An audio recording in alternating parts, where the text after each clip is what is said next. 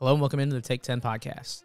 This is Alex Rue of Big Ten Network, and this episode's guests are former Indiana basketball star Christian Watford and Harold Shelton, the Big Ten Network Manager of Research. Let's get into it. Take a look, listen, and enjoy. Look at here. With the catch, the finish! Oh, my goodness! What a catch! Oh, energy, my goodness. enthusiasm. It's picked off! It's selfish! Brilliant! He's still going. Touchdown!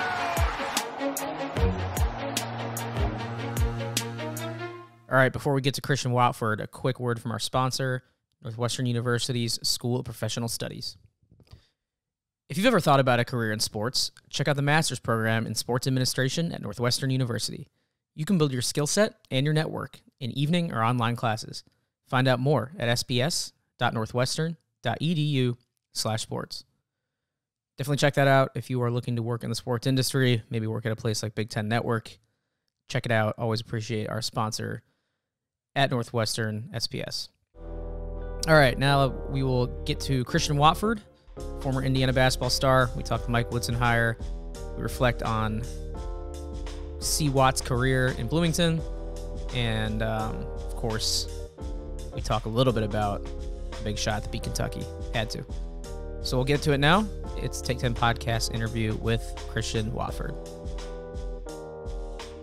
I am very pleased to be joined by a former Hoosier star during a pretty significant week or 10 days or so for Indiana basketball. It's none other than Christian Watford. Mr. Watford, man, how's it going? How are you? Man, everything going good, man. How you doing, Alex? I'm doing all right. You know, just getting into the weekend here. I think it's going to drop Monday, so it'll be about a week since the Mike Woodson presser, and we'll get to that in just a minute. But, you know, whenever I have athletes, former Big Ten stars on the show, I always want to kind of catch up, see what they've been up to in the days since they were on campus. So just let us know off the top, man, what's been good with you? What have you been up to? And you know, how's life treating you in general? Oh man, it's been good, man. I actually with my brother, my younger brother, plays. Been his last 2 years been playing at in Baton Rouge at LSU. So 2 years ago, I really just stopped playing, man, because I was just so influential in the process of like helping him make the right decision. So it was just kind of opportunity for me to go into something else. So I jumped right into that, man. Moved to Baton Rouge. Been there 2 years. So we got eliminated probably a couple weeks ago. My brother got eliminated probably a couple weeks ago. So right now we're just in the process of figuring out, you know, what we're gonna do as far as, you know, declaring stand. But I've been still involved in the game, bro. My brother keeps me in it, so I'm still getting that, you know, still get that competitive fire. And just enjoying watching for sure. Yeah, at the hands of Michigan, you know, Yeah. Big Ten team you're familiar with. What has it been like just to, you know, see your brother come up and, you know, mentor him, show him kind of the tricks of the trade? Yeah, it's been good, man. It's been good. You know, it ain't been easy. It's been, you know, it's so much. The times have changed as far as like, you know, how college basketball is these days. So it's a lot to keep these kids, you know, level-headed at all times, just because it's so much social media, their form, it's just so much. So, but it's been good though. I feel like we learned a lot throughout these last 2 years, and it's been good for us moving forward. All right, so Christian, where were you when you found out the Mike Woodson news? What was your reaction? Kind of how were you following the whole search in general? Man, I had been following it. I'm close with a lot of guys. We actually played in Bloomington. We played against St. Bonaventure in Bloomington in the first round of the tournament. So I was able to come back. They wouldn't really let me move around too much around the facility, but I talked to some people, talked to some doctors, talked to people that was there that's been involved in the program for the last 30, 40 years, man. But they were so, you know, they had that thing so tight, like they wasn't really letting nothing in as far as like, you know, they didn't even know like who people was looking at for the process. So then they was throwing out different names, but to be honest, Mike Woodson's name never really came up as being like that guy. I think he just got kind of traction like late. But you know, I'm excited about the hire for sure. Absolutely. And backtracking a little bit, you know, being back in Bloomington, what was it like, you know, being in that building and then you know, seeing your bro play there? Man, it was crazy because like, you know, my brother basically grew up there, like, you know, from his childhood, from 10 to 14, or, you know, 9 to 13 or whatever it was. But you know, he was a baby there, man. He grew up. He always wanted a chance to play on that play on the court. So it was a surreal feeling. But you know, me coming back in the building, it was love, man. From all the ushers, from you know, just from guys being there. It was love every time I walk in that building. So I can't thank them guys enough for what Indiana has done for me for sure. They spruced that place up a little bit too, you know, since you were there. I feel like it's I was able to walk around. Like I said, I wasn't able to really go in the locker room and do like the whole tour, but it's been probably since my brother been playing. I hadn't probably been back in a couple of years, so it's been upgraded since then. They got the suites and stuff now that I went up to and checked out, so it was nice. Yeah. Back to Mike Woodson. You know, I don't expect you to be an expert or anything, but you did seem pretty excited on social media about the hire. So, what excites you? What do you think he might be able to bring? You know, to a program that's looking to reboot? I think he's just first thing. I think he's just going to bring that excitement back. You know, people are excited. You know, just for people remember what Mike Woodson did as a player. They just remember him, and he's a Hoosier. So I feel like people are just excited in general around Indiana, just because you know they actually gave a Hoosier another opportunity to coach this, to bring this team, get this team back where it needs to be, but. As far as player development, as far as, you know, the mindset and Mike's been a coach. Coach Mike's been around a long time. I don't think the transition is going to be as easy as you know, the fans want. I don't think it's going to be some immediate impact. It could be. I'm not saying it's not going to be, but I just want people to understand that it's going to take some time. But I do like to hire even more that, you know, Dad Motto's coming with him in a different role. I think he's going to be able to just maneuver him pretty smooth into the college game, because I just, you know, you've been around pros for 25 years. You know, you can't really let certain teams. You can let, you know, college guys be adults and stuff like that, but certain people you really can't. I think that's just where he's going to have to, you know, juggle it a little bit. But hey, I'm excited about it. He's a Hoosier. I know he's going to bring that great tradition back and what it really means to put those candy stripes on. So I'm looking forward to it for sure. Yeah, and you jumped into a big rebuilding project. Like, this isn't necessarily that, right? Like, there's a foundation there. Right. It's a foundation already there. Yeah, it's not a full rebuild, but you did take a risk, you know, and jumped into a situation with a new coach and a rebuilding effort. It paid off for you. Mm-hmm. So what would your message be, you know, to people who are considering Indiana, players who are considering Indiana right now in high school and looking at it, you know, as potential opportunity to build something there?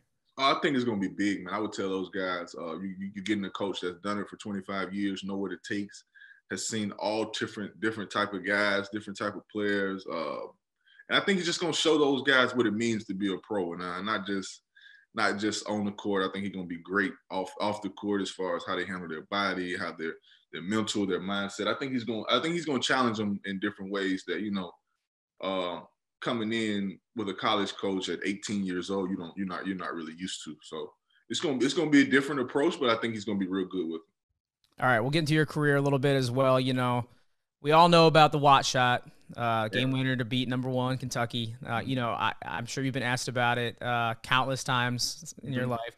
So I got to get creative a little bit, right? Like, I can't just ask about the shot and what right, there we go. Spice it up, Alex. Let's go, man. I know, man. Like, I've done this before. This ain't my first rodeo, so it's I know you got to mix it up. So I'll ask, you know, to start it off. We all know about the shot. It was Indiana's back, but I want to know what's the weirdest or most like unique place someone has brought that shot up to you, like in public. You know, where did somebody bring it up that you were maybe surprised that they even knew about it? Man, that's a great question. That is a great question. But I've literally been asked everywhere about this shot. Like, you know, I could be in. Like, I've been playing in the G League. I just been Sioux Falls somewhere. Some guy run up to me, "Hey, you're Christian Watford. You made the shot. Can I get a picture?" It's just, I don't know. I just feel like the alumni base in Indiana is so big that I see people everywhere asking me about this picture. I mean, everybody everywhere trying to take a picture, remember the shot, remember exactly what they were doing during the shot. So it's a lot of, you know, I guess I made some people some money. I hurt some people. So it's a lot of different memories right there when it comes to that shot that people talk about. What was it like to win an ESPY? Like, did you meet anyone cool there backstage? Just Oh what yeah, man. stands out? Aaron Rodgers actually delivered me the ESPY, so I thought that was pretty cool. You know, it's one of my favorite quarterbacks. I like A-Rod a lot. But I met a ton of people, bro, from the late great Stuart Scott. I talked to him I met everybody, Vince Young. I met a lot of people on the red carpet, just talking to them and stuff like that. And when you get to talking to people, bro, you don't really realize how much like they may watch college basketball, and so you'd be like, hey, I know you, or I'm familiar with you and stuff like that. So it was a special time. But the most part of that ESPY, bro, was just getting up there making a speech in front of that many people. At that age, I was a little nervous, but I think I handled myself pretty well. That's tough, man. Public speaking, especially like hey man, celebs, man. Hey, live, no mess ups. Everybody's looking, you look out in the crowd, you see all these celebrities, actors, entertainers, and stuff. It was crazy. It was a crazy feeling. A little more pressure than a podcast on a Friday. Hey, that was probably more pressure than the shot, to be honest with you. For sure. Okay, last question about it. How would your life, do you think, be different without hitting that shot? Obviously those interactions wouldn't have happened, but do you think you'd be a different person or not really? Nah, I don't really think so. I mean, because in the state of Indiana, or whenever I come to the Midwest, I think it's always going to be love, not just because of the one shot, just because of the simple fact that I had a pretty successful career beyond that. I think the shot was just like just a real big boom moment, and I think kids steady watching today that was probably young around that time, and I think it just keeps evolving. But I don't think really anything will really be different, besides the time it comes around, everybody goes crazy. But I feel like I would still get probably not the same love, but I still would get love, for sure. All right, I'm about to share my personal connection to the shot. Believe it or not, I have one. Okay. So the man who assisted on the shot, Verdell Jones. Yep, went to my high school. Okay. Champaign Central. Yep. And his brother Clayton is my age. I was my teammate. He was the one feeding me on the wing in high school. So that when you hit that shot, we were still in high school, and we just thought it was cool that Verdell assisted on it. Yeah. How was that? How was Clayton acting? Like how was that? I know it was a wild time, bro. I know. You probably remember. The funny thing is, Clayton. Was he at the game? Were they at the game or no? I actually don't know. I can't remember. I'll have to ask him after this. But Clayton and Verdell and Verdell Senior, or their dad, they were always very pro IU and loud about it in Champaign, right? Because Bruce Weber didn't recruit Verdell, and it was, Clayton would always kind of be contrarian. And then after that, he ended up walking on to Illinois after all that. Right, so exactly. It was always funny. He ended up, yeah, for sure. Yeah. So, but it was cool to have that. We saw Verdell show out on that stage, and you got him the most famous assist of his life. So, shout out. Man, hey, I'm just glad he decided to pass it, bro. I'm just glad he heard me yelling, allowed me to, and made the right pass for sure. Absolutely. All right, so that that shot gets all the attention. Obviously, I had to ask about it. Mm-hmm. What about another favorite play or two or moment? Like, what stands out to you outside of that moment when you look back at your IU career? Oh, I had I had some big moments, man. I had a big time block against Temple in the going in around the 32 in Dayton. That was pretty big. That was pretty pivotal for us winning, advancing to the Sweet 16. That was a big moment. Winning at Michigan, winning the Big Ten outright was a big moment for sure. That was special for us, man. But those two moments are the moments that probably pop out in my head vividly, just off the cuff. Yeah, and you guys were real solid your senior year, number one team in the country, but you were, I believe, 10-21 your freshman year, so it wasn't like the complete bottoming out. That was the year before you got there, but still, pretty tough times. It was rough, bro. Right, that's what I'm saying. It's like you had the high moments. What was your low moment probably at IU, like when you thought maybe this might not work out like it did? So many, bro. So many. I mean, I just remember getting beat by, going into Ohio State, playing against Evan Turner, all those guys, man, getting beat by 30, 40. It just felt like, I don't know, bro, Michigan State beating us up. Everybody, I feel like nobody took it easy on us. I mean, I don't expect. So when we got to that level, we just felt like, all right, it's our time to get out, to get back. So we were trying to beat people by 30 every time we could. So it's a lot of times, man, not winning the Purdue rivalry my first 2 years ever. That was big, getting that first win against Purdue. Man, it was a lot of memories bad back then, bro. But we fought through it. I had a great core group of guys that we kept each other uplifted. More. That's why I feel like we was able to turn it around, just because of the people around us. A lot of people, we lost some transfers, a lot of people left, a lot of people couldn't handle it.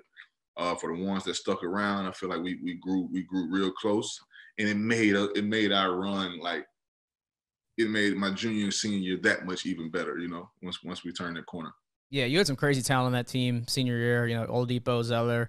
What's the craziest thing you saw maybe Oladipo or any of those teammates do in practice? We saw him almost get that one dunk down. I know I can't remember what year that was, but that was crazy against Michigan. That was crazy at Bloomington. That was one of the craziest things I've seen Big do in the game, for sure. Even though he didn't make it, that was crazy. But man, those guys were special, bro. Just from day to day. Like I said, I give Vic was probably one of the hardest working guys I've been around. Cody was one of the most freakish, like, athletic guys I've been around that people don't realize. Cody never got tired. He always ran with the guards in any conditioning. He always finished first. He was just a guy that could really just take off, run the court without stopping. That's what made him special. He was, didn't really look athletic, but he had a 40-inch vertical. We was real talented that year. And I was just seeing them guys on the daily, man, just do crazy stuff, for sure. Yeah, man, and we saw what happened this year with that zone at Syracuse. They caught some people. They did it to Jaren Jackson, Miles Bridges, and then back in your senior year, caught you guys up in the Sweet 16. Do you ever think about what would have been different if that game would have turned out differently, or if, like, you just wouldn't have got snared up in that zone? I think about a lot goes into that.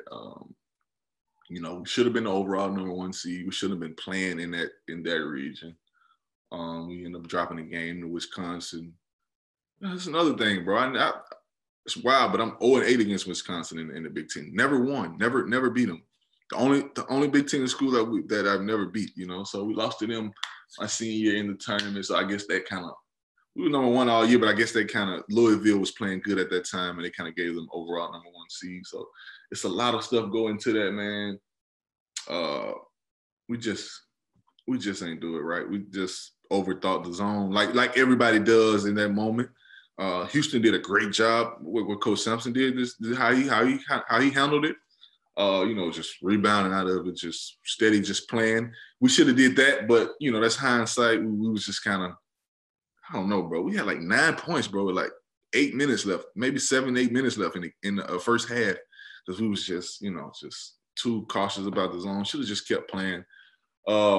That's one of the games, man, I can't even watch. Still to this day, I can't watch that game, bro. And I still to this day, like, when I see the Syracuse zone, I just, like, it brings too many flashbacks, bro. Nightmares, man. You see the game really well, though. I saw one of your tweets during the Illinois Loyola game. You're like, man, why is Kofi sagging off Krutwig? I went to Illinois, so that resonated with me. I was there when they beat you guys at Champaign, but I was feeling the same way. I'm like, get up on Krutwig, make him feel some pressure, and and who Loyola played the next game? They lost to Oregon State. Oregon State, they pressured the ball, they made it tough. If you just played zone. I see it from a different lens, I guess, because I've just been in the pro game. I just know, like I'm just a real student of the game, so I kind of really look at stuff. And like I said, me being around my brother, I've been able to still keep my my feet 2 feet in the games and stuff like that. So I do look at it from a different way. But yeah, I just don't understand why y'all did that, bro. Like, hey, man, like you said, it happens, bro. But in the game, and it just kind of you get shook, like you said. Yeah, that, and I don't know, man, but I know it's bro.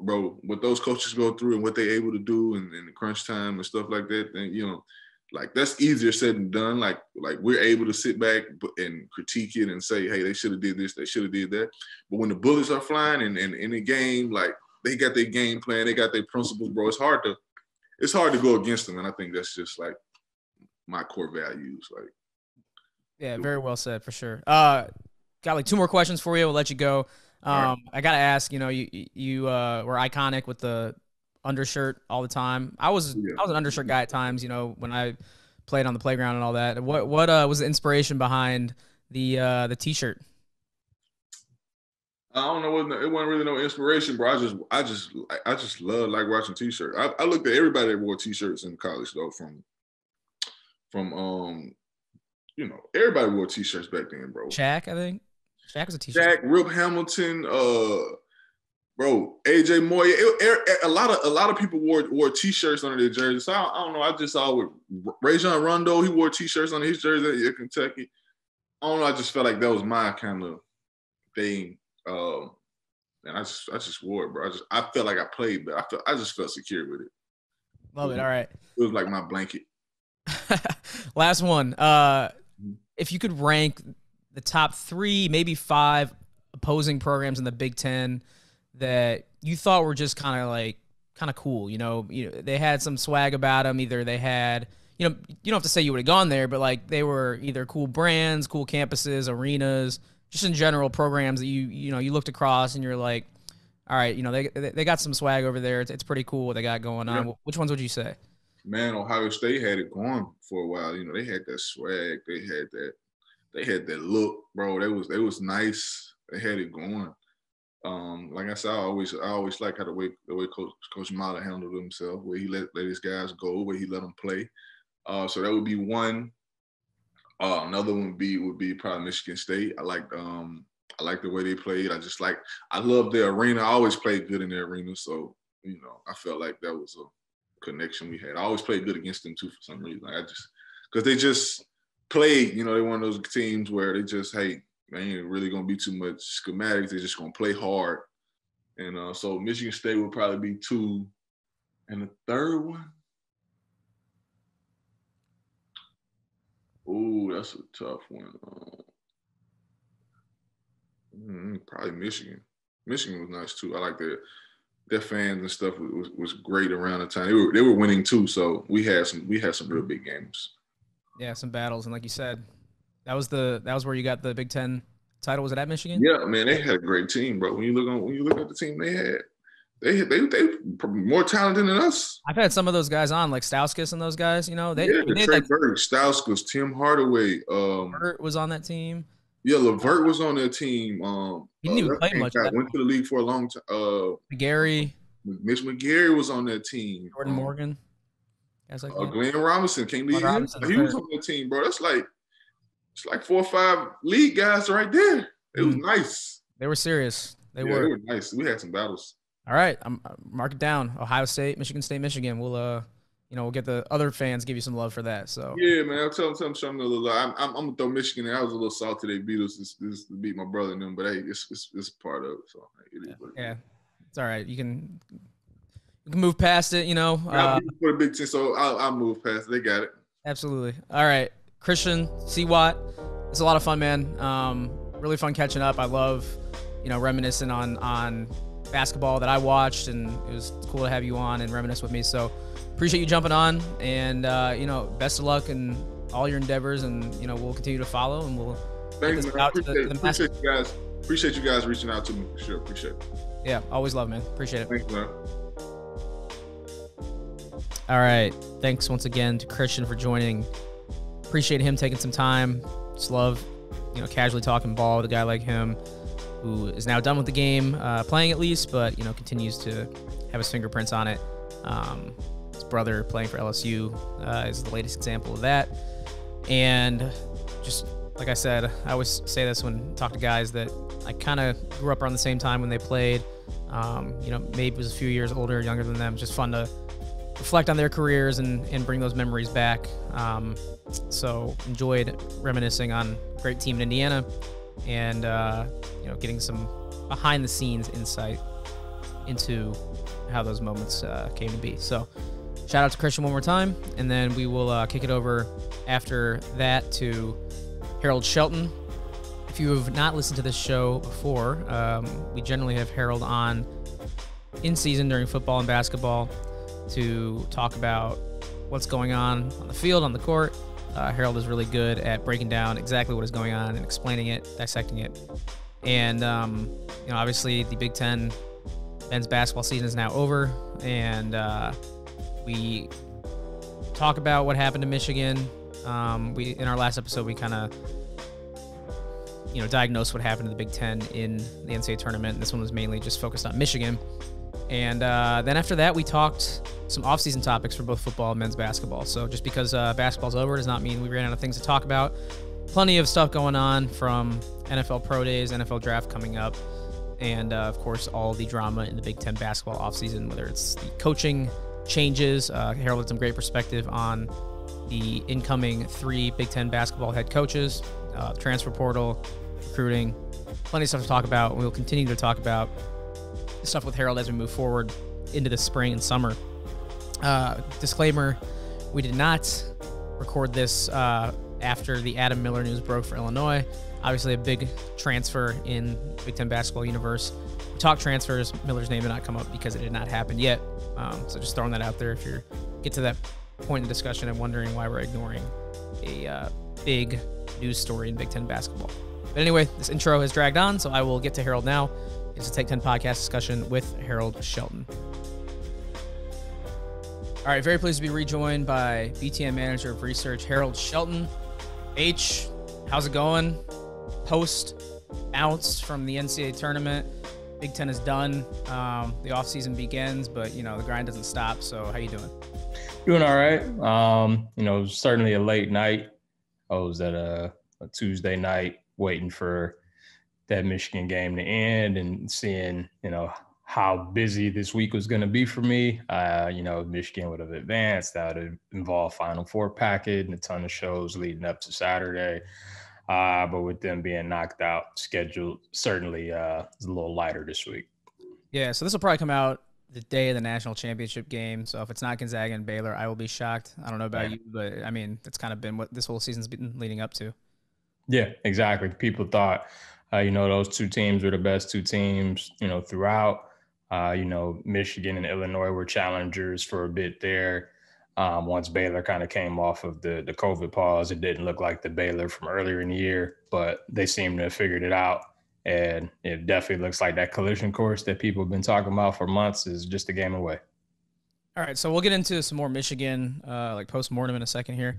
But as we've done recently with our podcast guests here, this episode features Christian Watford from Indiana. Want to get your memories of him. I can't think of anything off the top of my head that would be memorable from his career. I don't think he ever did anything that was like that significant. So what jumps out to you? Certainly the T-shirt under the jersey, right? That's kind of the signature, right? Now, shout out to the guys who wear the T-shirt under the jerseys, though. Absolutely, I'm always got a soft spot for those guys. But obviously, the Kentucky shot is the shot that you think of. I think that was a huge moment in Indiana basketball. It kind of signaled that, hey, this program is on the way back. And I always have appreciation for guys who take a chance on a program that is a little down. Obviously, when he got there was the very beginning of the Crean era.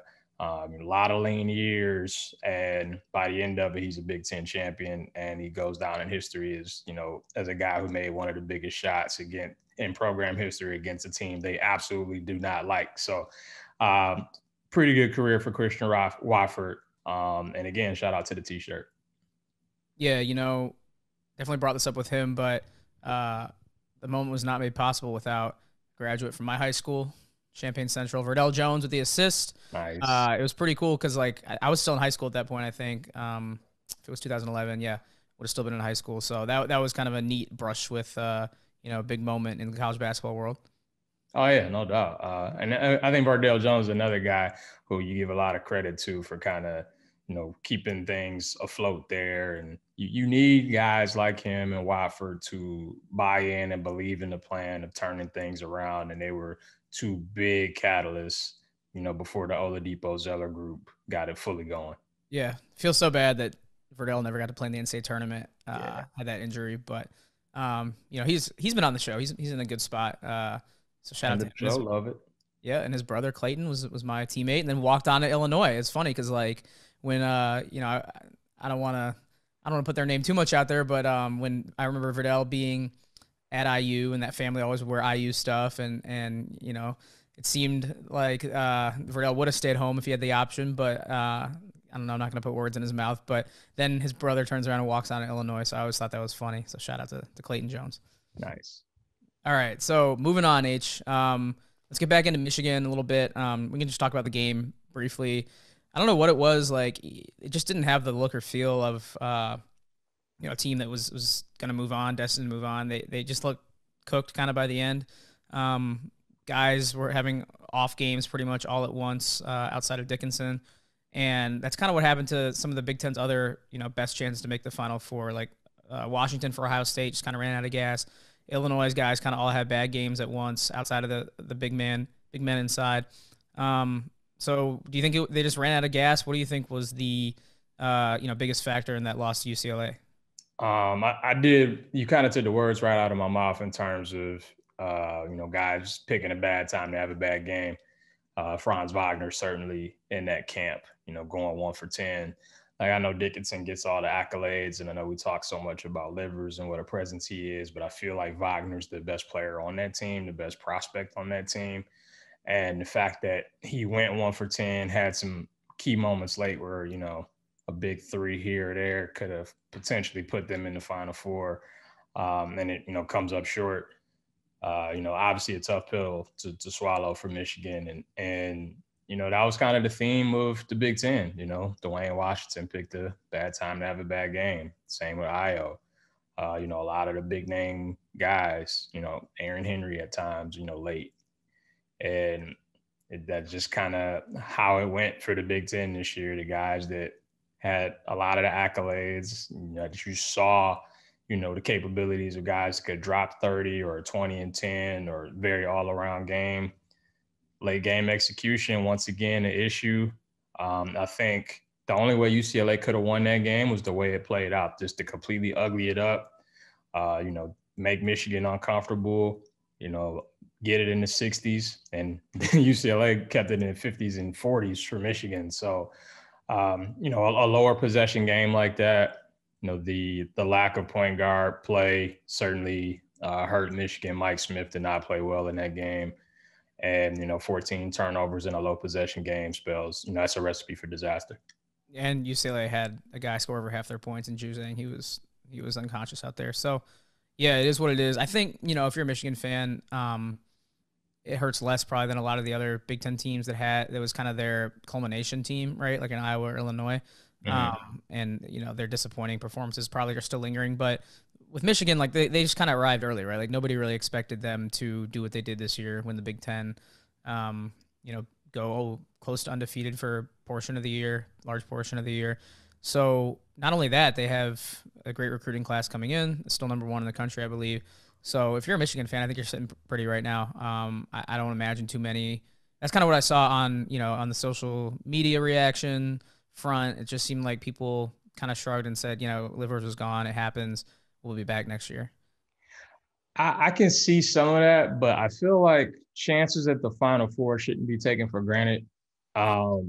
This had very similar 2014 vibes for me, where, you know, Michigan was the best team in the Big Ten.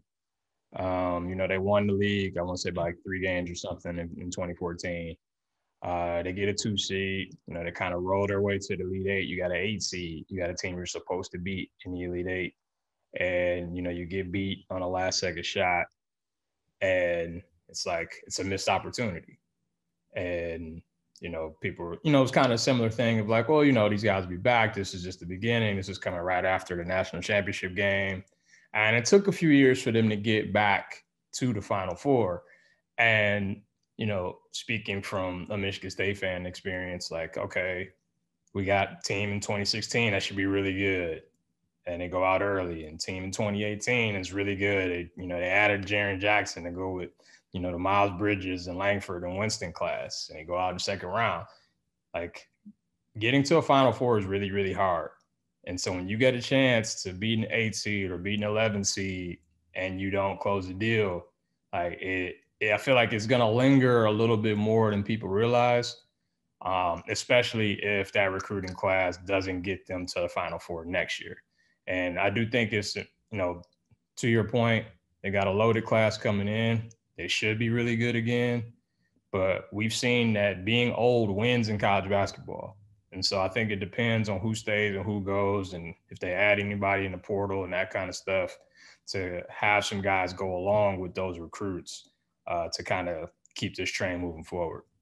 Yeah, H, I feel real bad for those Michigan State teams that didn't make it, outside of the 7 Final Four since I'm just saying it's hard, man. Your point is well taken. That it is very special to get to a Final Four, and it was right there for them with a team that was down 11 at half to your Spartans in the play-in the first 4 games. So you're exactly right. I think one thing that also Michigan fans and honestly the whole Big Ten has had to reckon with is the fact that it would have been very difficult to make this the year that ends the national championship drought, because Gonzaga is ridiculous. Like, they just seem to be getting stronger as the tournament goes along. I will be surprised if anyone beats them. And I think Baylor, like we talked about, has a decent chance, but I think a Big Ten team would have trouble beating Baylor as well. So I know that's kind of a defeatist attitude, but I don't think the Big Ten streak would have ended this year if more teams would have gotten deep into the tournament. Even if 2 Big Ten teams were in the Final Four, would have been a uphill battle to get to the championship game. Yeah, no, I agree with that. And we've seen it in the past, right? Like, when Michigan got to the title game in 2018, that Villanova team was loaded. It just is what it is. 2015, Wisconsin runs into a loaded Duke team. Your Illinois guys ran into a loaded Carolina team. My Michigan State guys ran into a loaded Carolina team. Like, some years it's kind of wide open, like 2014, which is why I think, like, for Michigan, like, that could have been a year where they won it all. When you get a 7 against an 8 in a national title game, there is no team. Yeah, Wisconsin loses on Aaron Harrison jumper. Like, either one of those teams could have been the ones to end that streak. But you're right. Like, this Gonzaga team might be the best of all of those teams that we just mentioned, because they got everything. And this might be the most efficient offense I've ever seen. And now they're adding lottery picks to go with it. Like, it's like they got it rolling out there. Yeah, it's the Big Ten has had generational teams that could win and would have won in other years. They just keep running into. We talk about it all the time. They keep running into other generational teams along the way. It wasn't the case this year, but it could have been. All right, H, let's move along, because we did talk last week, but didn't really talk about the developing head coaching carousel. It was still spinning at that point. Looks to have stopped. Hopefully in the Big Ten at this point, now that Indiana has hired Mike Woodson. But pretty cool thing. We got 3 new Big Ten head coaches, 3 new black head coaches, Micah Shrewsbury, Ben Johnson, and then obviously Mike Woodson, which we talked with Christian Watford about. And, that's definitely the biggest name, biggest move out there. So just, let's start with general coaching carousel thoughts of the Big Ten. It's been a while since we've had this much movement. What jumps out at you? You said it, the fact that there's 3 black head coaches that have been hired. I was looking it up, trying to figure out the last time we had, 3 black head coaches, and this was after Shrewsbury got hired. And I was looking through it. I'm like, man, it's been a while. And then you add a 4th with Woodson, and you got to go back to 1996, 97, to find when the Big Ten had 4 black head coaches all at the same time. And back then that was, Randy Ayers at Ohio State, and like Jerry Dunn and Clem Haskins and Ricky Birdsong at Northwestern. Like, you have to go back 25 years, to find the last time that this happened. And, not only that, before Juwan Howard got hired in 2019, the last black head coach that was hired in the Big Ten was Tubby Smith. Like, that's a long, long time ago. And I know Eddie Jordan was in the league, but, Rutgers was in the American when he was hired. So the fact that you go from not making a black head coach hire in 12 years, and then you get 4 in the span of 2 seasons, like that's a big deal. And, I got to give a lot of credit to Juwan Howard, because once he became successful, I think it allowed ADs to say, okay, we can hire former players that are coaching elsewhere from our alma maters, like Ben Johnson, like Mike Woodson, and you don't have some built-in excuse of, oh, well, they don't have any head coaching experience, or, oh, they've been gone in the NBA for too long. We don't know how it's going to react. Like, the fact that Juwan was able to be successful so early basically killed an entire argument. And, who knows? We'll see what happens. I'm definitely looking forward to seeing the new blood in here. And in the case of Penn State, they had a ton of dudes in the portal. And so I'll be curious to see if Shrewsbury can keep any of those guys. Yeah, Brockington, I think, announced he's coming back. I'm pretty sure. But yeah, no, it's too bad that Juwan had to prove anything in that conversation. The burden shouldn't have been on him.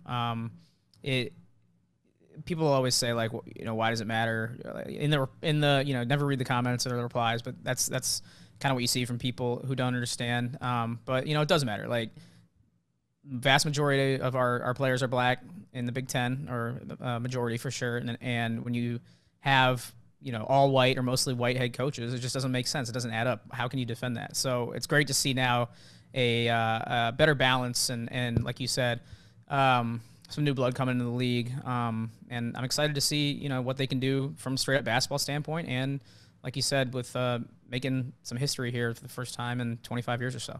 Yeah, exactly. And I like the fact that these schools, for the most part, went and got guys that know the program, they know the fabric. Mike Woodson, played in the, late 70s, early 80s, kind of laid the foundation, for the Indiana title team. Ben Johnson played at Minnesota. He coached at Minnesota. He knows what it's like. And maybe, some of these guys can help recruit in-state talent that continues to leave. I mean, we've seen a lot of talented Minneapolis kids, or Minnesota kids in general, leave that state. If he's able to keep some of those guys, like, Minnesota could be, an upper echelon Big Ten team instead of a team that's, kind of hovering around the bubble, or a middle of the pack, in the standings kind of team. Like, they could be a team fighting for a double bye and fighting for higher seeds in NCAA tournament if he's able to keep some of those guys there. And who knows, if Mike Woodson winds up having success, people have been waiting for Indiana to kind of get back to being Indiana. Crean had it for a couple of years there, but it hasn't been sustained, since Knight left. Maybe he's the guy that gets them back into, Big Ten title contention every single year. We'll see. It is crazy, to your point about Minnesota, and I lump Canada in with that as well, just as places you think are like great hockey only. They turn out some serious basketball talent, and like you said, if you can keep some home. I mean, just recently we see Jalen Suggs, and then Chet Holmgren, I know, is now the next big name out of Minnesota. Our guy Stauskas, who's been on the show, is from, I think, Mississauga out in Ontario. And, beyond that, just like your Andrew Wiggins, people like that, like, you don't realize how much talent they got up north. Yeah, I mean, both of the Jones kids that went to Duke, you keep one of them home. Jones, yeah. Who knows? Yeah, those were Apple Valley guys, I believe. Yep. Okay, but, we talked about it. Minnesota and Penn State are projects, and the expectations there are just naturally not as high as they are at Indiana. This is a high-pressure job. We all know it. And we all know that there was a long search at Indiana that eventually landed on Mike Woodson.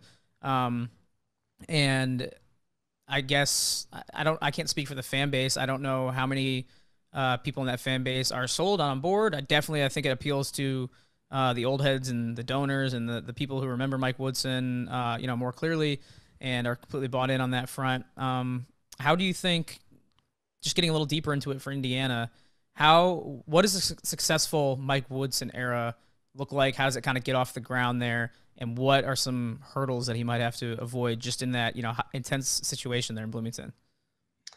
I feel like you have to keep some Indiana kids home, for one. I thought Archie did a pretty good job recruiting, but for whatever reason, his teams weren't really good to watch. Like, when you think of Indiana basketball, it's, ball movement, good shooting, passing, cutting, some of the like Brad Stevens, Butler stuff that you saw. And, during Archie's tenure, they didn't have a team that could shoot at all. I believe they shot under 33% from three all 4 years that he was there. And so they have to get back to being a good shooting team, being a good offensive team. When Crean was there, I think his last year there, they were either the best or the second best 3-point shooting team in the country. And you had a point guard in Yogi Ferrell who could run things, and you still had, guys who were pros and Oladipo and Zeller. You have to get guys like that again. I think that's a huge part of it. And I think you have to get back into title contention every 3 or 4 years in the Big Ten. It can't be, oh, we're just trying to make the tournament. Oh, we're on the bubble. Oh, we're, 6th or 7th or 8th. Like, you have to be consistently in the top 4 of the Big Ten. I mean, that's what Indiana basketball is. And they haven't been that in a long, long time. I just hope he gets the time to do it. We hope, we've seen guys get shorter leashes because of various reasons. I hope Mike Woodson actually gets the chance to do that, actually implement a program and a system where he gets 4 or 5 years. And if it doesn't wind up working, so be it. But, if it's 2 years and he's on the hot seat, like, I think that's ridiculous. Yeah, I mean, I think being an Indiana guy, that's where it really helps, right? He's got the benefit of the doubt a little bit. He's got that cachet. He's not an outsider like Archie is and was. So I think that will definitely work in his favor. As long as things seem to be trending up, which, like you said, you have to take them from an NIT team to, at minimum, solidly in the NCAA tournament team program. So, yeah, best of luck. I mean, I think it's cliche, but like, basketball's better when Indiana basketball is powerful. So, looking forward to seeing what all these head coaches can do. I really liked all their press conferences and what they brought, especially Ben Johnson. That dude was like full of energy. Like, I was about to sign a letter of intent just watching that. Yeah, exactly.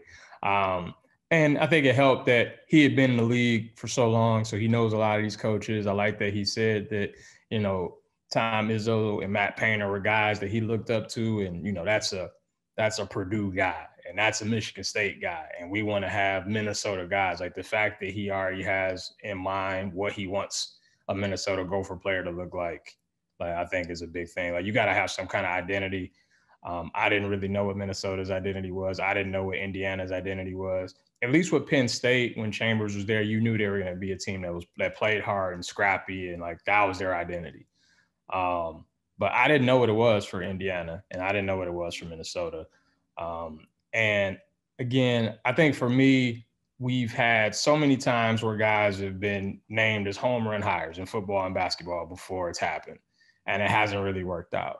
And now I've heard a lot of people, Twitter, you give and take, but people on Twitter saying that, this Mike Woodson hire is stupid. He's got no experience. He's old. Why would you make a hire like this? This is going to fail. This isn't Juwan Howard. And I mean, the dude wasn't even in Bloomington yet. Like, he hadn't even spoken to the media or his players yet. And we're already, judging this hire. Let's just let it play out for a bit and let's see what happens. And I felt like a lot of that happened with Juwan Howard too, of, how do you replace, the greatest coach in Michigan history with a guy who never coached, and it seems like a reach. And 2 years later, they're a shot away from the Final Four. Like, let's let all of these hires play out. Let's not go hot take style here. Let's give them 3, 4, 5 years, and then we can reevaluate. Hey, sounds reasonable to me. Twitter doesn't play by those rules, but I kind of like that approach, H. It's not as common these days, but I try to be even. Exactly, even keeled. Okay. Immediately though, like, their success, a lot of it depends on who decides to stick around, who they can maybe bring in the transfer market. Like, we know it's going crazy right now. We're kind of in uncharted waters, with the whole COVID, will they stay or will they go situation with eligibility, with immediate eligibility transfer situation. It is wild out in the streets right now with the transfers, and all three of these programs have big names in the market, and potentially could bring in some big names as well. You got your Marcus Carr at Minnesota. We just saw Jamari Wheeler go to Ohio State, but like I said, Brockington seems like he's sticking around. And then for Indiana, like, what's Trace Jackson Davis going to do? I haven't really heard much on that front, but it seems like there's a lot of just limbo right now. So not only with these teams, but like across the Big Ten, what are some of the implications of just this really disruptive era now of college basketball in the offseason, when I'm sure a lot of these coaches are not getting any sleep and are keeping their phones right by the pillow? Yeah, it seems like you just have to continue to recruit your players. You know, it's one thing like when you get them to sign a letter of intent, but now it feels like you have to, you know, kind of recruit them even more if they seem to be unhappy. I wonder sometimes if coaching decisions happen throughout the year of, well, if I don't play this guy enough, will he look to transfer? And then if you wind up playing him, is that at the detriment of somebody else? You know, we've seen, you know, Armand Franklin's another guy that's in the portal. He hasn't made a decision yet. We touched on Marcus Carr. Penn State still got John Harris, Seth Lundy, you know, a bunch of other guys still in the portal. Coming from the Michigan State side, you know, they've added a guy in the portal. They lost Rocket Watts to the portal. I think the portal is just going to be a new thing. It's, you know, basically free agency in college basketball. And I think it sucks for mid-majors. I don't know if you'll get a lot of mid-major schools who have 5 seniors stick around and it all comes together and they get to the tournament and make a run. I feel like these days now it's almost an audition of, hey, if I go out and we play, you know, Illinois in a you know, a non-conference game or some tournament, and I go out and I score 25 or 30, and I'm like, you know what? I could play with these guys. At the end of the year, I'm going to look and see if I can go be a Big Ten player. I'm going to go be an ACC player. And I know that was the case with Tyson Walker, who transferred to Michigan State from Northeastern. He plays against North Carolina. He scores 27. They go on a COVID pause, and he's like, you know what? I could play at that level. I'm going to try to go to, you know, whether it's Michigan State or Kansas or Maryland or whoever. And I feel like these days, the portal is going to be a new thing. I don't think it's going to go anywhere. And I think you almost have to keep a scholarship or two available instead of spending it all on high school kids. That you got to have a couple in your back pocket just in case of, you know what, we really need a point guard or we really need a big. Some of the guys we recruited aren't necessarily panning out or taking a little longer. We can't afford to wait. We got a big hole to fill. Let me go on the portal and get a guy. I think that's just the new normal. Yeah, and I really don't mind it. Like, I know there's some pearl clutching about it. You know, players just kind of, you know, leaving after. Yeah, it's true that players do. Some will make bad decisions and will leave when they shouldn't. Will leave too early. Will leave expectations, you know, forever unfilled, and the musical chairs might stop and they might get left out in the cold. But at least it's their decision, right? Like, exactly.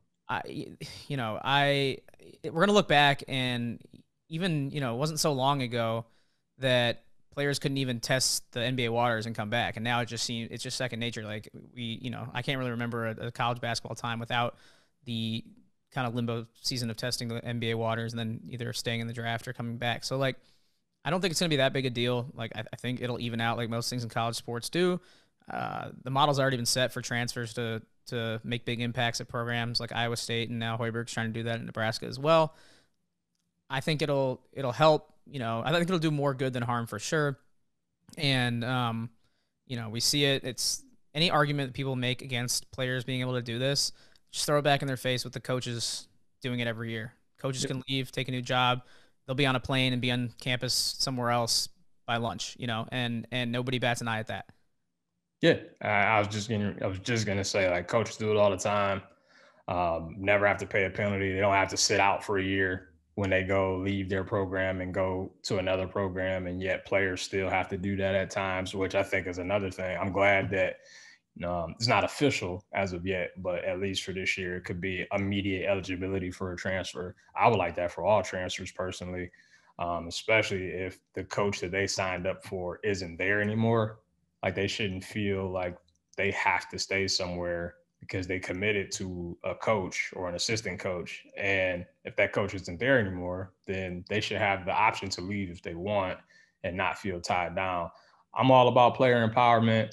I know a lot of the old guard kind of likes the way it's been because this is how it is. And I'm not a fan of that. So I'm glad to see that players, you know, whether it's hey, I can go work out at the combine, I can enter my name, I can get the feedback, and I can make a more educated decision for myself. And I think that helps both. I think that helps the players and the schools by being able to say, hey, you know what? This scout said I need to work on my left hand and I need to be a better shooter. And I can come back and specifically work on those things. And now I can go ahead and help the team do X, Y, and Z. Aaron Henry, a perfect example of that, winds up becoming a third team All Big Ten player. The main reason why Michigan State kept their streak alive. And, without that feedback, maybe he just goes to the draft and they miss the tournament and he's not drafted and it's a lose-lose for everybody. All right. This is going to be a, constantly developing list of guys who are half in, half out. We'll see. But, as of now, I think the two, maybe three biggest question marks. We mentioned Trace Jackson-Davis at Indiana, then Kofi at Illinois, and then Liddell officially has put his name in the draft, and we'll test the waters. So Kofi and Liddell, especially just as far as like a Big Ten championship race shapes up next year. I think, if Kofi comes back, Illinois could be top 3 in the Big Ten, maybe almost, a unanimous projection for a top 3 finish in the Big Ten, just with, kind of seeing how they played without Io toward the end of the season this year. And then Ohio State should be really good again with, Liddell and the rest of that cast, with Michigan still probably being the favorite and Purdue right there as well. So, you have the top 4 seeds in this year's tournament, or 3 of the top 4 in this year's tournament. Or was Iowa? Iowa played. Iowa was 3. Well, we'll see what they look like. Yeah, exactly. Jordan Bohannon's another guy who did come back. Yeah, that would be wild too. Like I saw that on Twitter, and that's getting into like the name, image, and likeness discussion. He's kind of lobbying for that alongside his potential return. So it's really kind of intriguing right now. And Iowa's definitely, I think, losing more most likely, but we'll see. I don't think Wieskamp has made an official decision yet either, has he? No, I haven't seen anything on him. I think in addition to the names you mentioned, I think Franz Wagner's a big one too. Franz, yep. I've seen a lot of mocks where he's a first-round guy just because of the length and athleticism and the way he defends. If he goes, I think that's a big blow. If he comes back, I think that makes Michigan potentially the favorite again with the class that they got coming in. So we'll see, between the fact of guys leaving to go to the draft or guys who are already fifth-year seniors saying, you know what, I want to run it back. I got some unfinished business. I can go ahead and take advantage of staying. The scholarship doesn't count against the limit. And, it'll be interesting to see, like, if teams are carrying 16, 17 guys next year because these seniors that can come back don't count against the scholarship limit. So that's going to be really weird next year, too. Yeah, you can have 3 squads in practice, instead of just the starters and the scout team. You can have 3s rotating in and out, and it'll be wild, especially if, guys like your 6th and 7th year seniors. Like I saw, Bohannon's obviously our now designated old guy in the Big Ten, but there's Jalen Coleman-Lands out there still playing college basketball, and like he was in school for multiple years while I was, and he's like working on his 7th year, I think, and he plans to transfer somewhere else for like his 4th school. Yeah, it's crazy, right? And you know what? If you got an opportunity, take advantage of it. Maybe you want to get a master's degree or some kind of doctorate of some sort. Have at it. Have a school pay for it. Go ahead and travel around and see if you can make a tourney run somewhere. Maybe you're the missing piece. I got no problem with it. Would love to see a doctor player, on the floor, put it on the back of the jersey. It could be the first Dr. blank last name. Yeah, that'd be awesome. All right, Age, before we wrap up, it's a lot of hoops talk. I'm still in hoops mode, even though the season is about to end. But right now, professionally, kind of turning my attention toward the football scene with NFL pro days going on, college pro days, preparing for the NFL draft, that is, and spring football come around. Spring football to me is just kind of mere entertainment. Like I don't take too much from it, but it's kind of cool this year with pro days getting so much of the spotlight shone on them because there was no NFL combine, and we're seeing all these facilities that we're familiar with going to during the summer now on like NFL Network and stuff. It's kind of funny how much attention is being paid on these 40 times that we don't even know like if the stopwatch is fast or not. Like who's even like verifying these?